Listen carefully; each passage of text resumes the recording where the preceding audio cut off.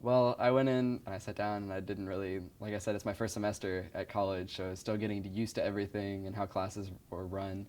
And my professor comes in and she mentions to the whole class that a foundation has donated $100,000 for us to decide where it goes. And I think everyone's jaw kind of dropped in awe, and we were just had this sense of responsibility after that. I think it was incredibly motivating to them that there was real money behind this, and they grew attached to their charities that they were representing, and they wanted them to win the money. And so I think they put in a lot of time and effort, more so than for a typical assignment, because it really mattered. I didn't have a specific charity in mind at the beginning, but I went to the first discussion section and we kind of wrote down our preferences for what kind of charities we wanted. They broke us into groups of about 4 or 5, and each group was assigned a topic that they chose, which ranged from education to child development to the environment. Our group, that was the child development group, kind of talked about each charity, and our class had voted just to give feedback to everyone on each person's individual presentation for each charity. I chose Austin's Children's Shelter because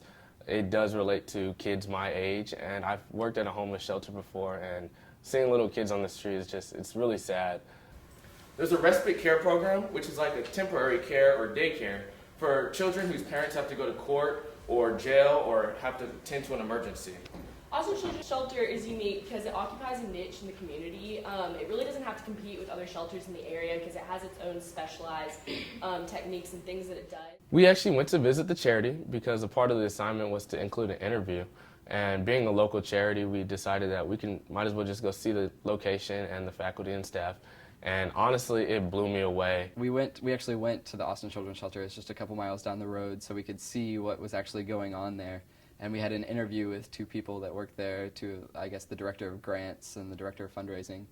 And so we could really talk to them and see what they were all about, and they gave us a tour of their campus. It was our class's responsibility, and I think we gave the money to the best charities that were available. And after going through research, everyone got a little feisty in the debates, honestly, because they wanted their charity to win. They wanted to make sure the thing they invested their time and their passion in for the last 3 months was going to be impacted by the class. So even on the final voting day, the students just spent a lot of time kind of querying each other and still even debating a little bit. Dr. Paxson gave us to use. Kiva was featured in an article titled "Celebrated Charities We Don't Recommend." And this was because one of Kiva's biggest microfinance partners was found to be doing some shady things to profit more.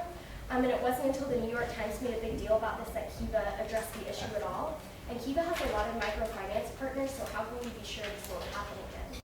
Our charity, Austin Children's Shelter, won $20,000, and another charity, Against Malaria Foundation, they also won $10,000, and they send nets overseas to provide malaria protection. And another charity called Glimmer of Hope won $30,000. They're a charity that goes in and they build a well, and then they try to build a community around that well. And then we gave $5,000 to Alex's Lemonade Stand. It's a foundation set up by this little girl who had cancer, and she actually started her own lemonade stand in support of people who had cancer. I think going forward, they will probably not view charitable giving in the same way. I think they may view themselves now as a resource to their friends and their family, so that they're someone that knows about what questions to ask or how to even think about where money should go.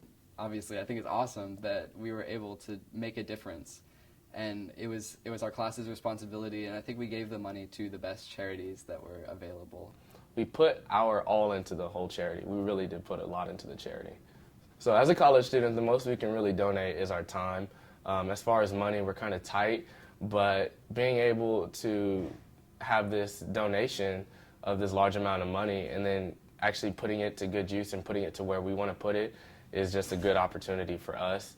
Well, I did not expect that this class would turn out the way it did at all, and I think this class really affected the way that I look at philanthropy.